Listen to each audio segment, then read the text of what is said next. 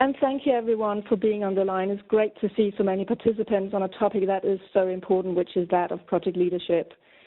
Today's webinar actually builds on other webinars I have recorded for the ITMPI. So if you haven't listened to them yet and you feel that today is interesting, I do recommend you go back and listen to the previous ones because they're all complementary. Now, in addition, I would say that we're going to cover a lot in the next hour or so. So please bear with me as I walk relatively quickly through this. I know time is of essence to all of us, so in some places I will not dwell. I will aim to give you lots of powerful information today. Now, let's first of all look at why project leadership is such an important topic.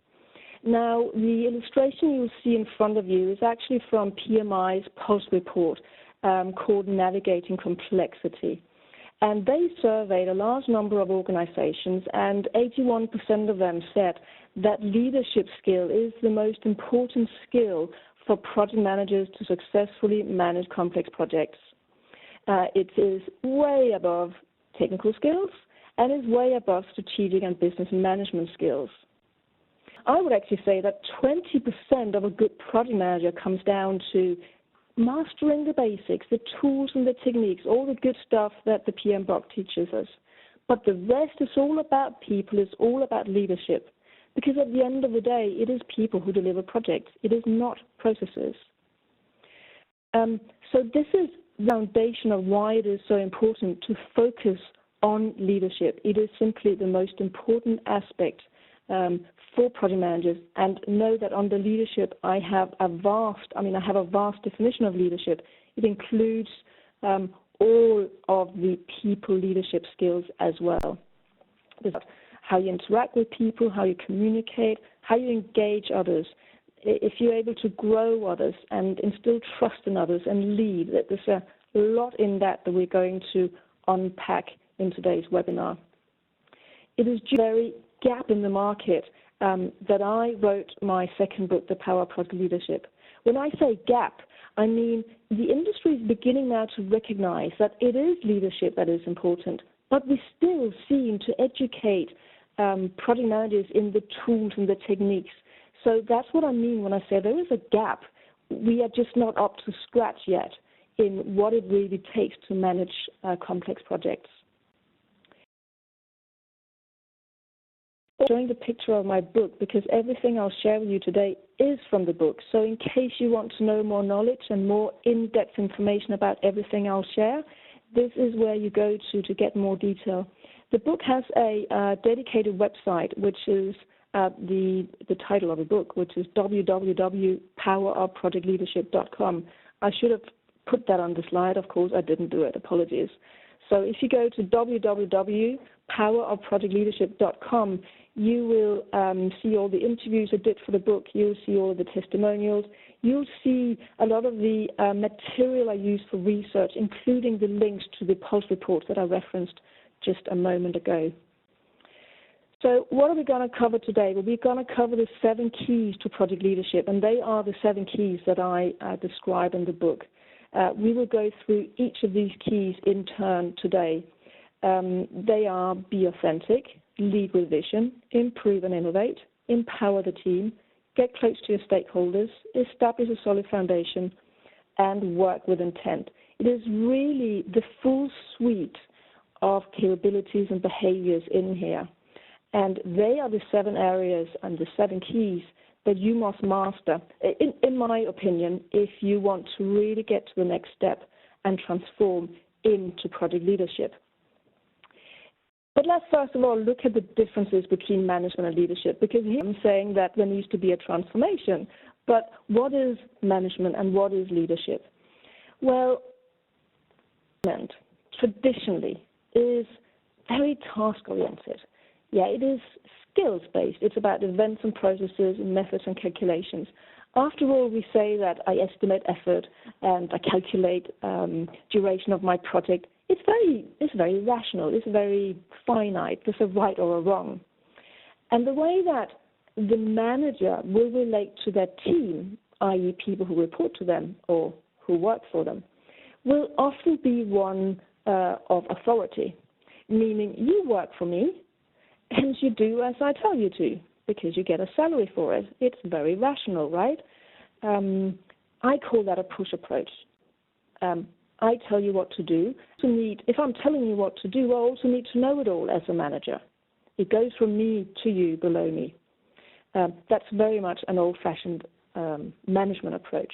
There's a lot of reliance there on the cognitive intelligence, on the rational mindset. Going over into the other camp and looking at leadership, this is really contrasting. What we're saying is that leadership is much more people-oriented. It is not so much about the skills you have, but much more about the attitudes and behaviors that you have. Leaders are more visionary, inspirational, motivational. They really value other people. They empower other people. It's not so much about me. It's about we. It's about empowering the team. They ask questions. Instead of telling, they really ask. And they're not afraid of showing that they don't have the answers themselves. This is a pull approach. They're pulling people with them. Much more engaging, much more embracive of risks, and much more in the area of emotional intelligence. Yeah, it is not just our cognitive intelligence. Now, I have put it up here as an either-or. In reality, there is, of course, a blend of these two. I put it up as two separate camps here just in order to make the message come across clearer. So my first question to you on the call really is, are you more on the management side or are you more on the leadership side? Just recognize which of the words on the left-hand side are more you and which on the right-hand side are more you. Now, not for 1 second saying that we should be only on the right-hand side into leadership. That's very important.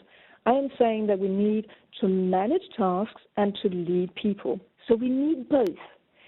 Actually, today I see many project managers being exclusively in the left-hand side. They're exclusively in the management side, and that's the way they relate to people. And that is just a missed opportunity, as we'll see as we go through this webinar. When we only operate in the management view, we really have three big mistakes that fall out. One is that we manage tasks at the expense of leading people. So if push comes to shove, we'll do the spreadsheets over and above talking to someone. It's a little bit harsh, I know, but that's what happens. We'll cut people out. The second mistake is that we'll focus on the urgent rather than the important. We don't have that strategic long-term vision. We just have a vision of the here and now. And the last one is that we really believe that we have to know it all and do it all by ourselves, which is very limiting. It is not an approach that empowers others at all. It is, in fact, doing quite the opposite.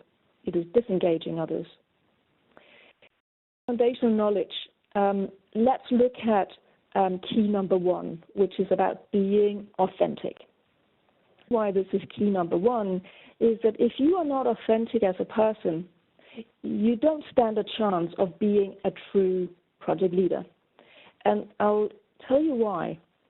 As you can see in the illustration here, there needs to be congruence between what you think, what you feel, what you say, and what you do. If what you think and feel on the inside, either about your client or about your company or about the industry you're in, but on the outside you say and you do something else, then there is a lack of congruence, and it means that you're not authentic.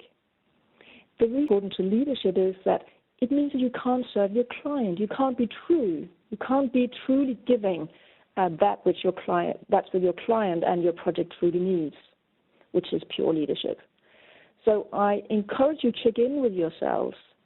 Is there congruence in these four areas with you at the moment? Or do you sometimes feel that what you have on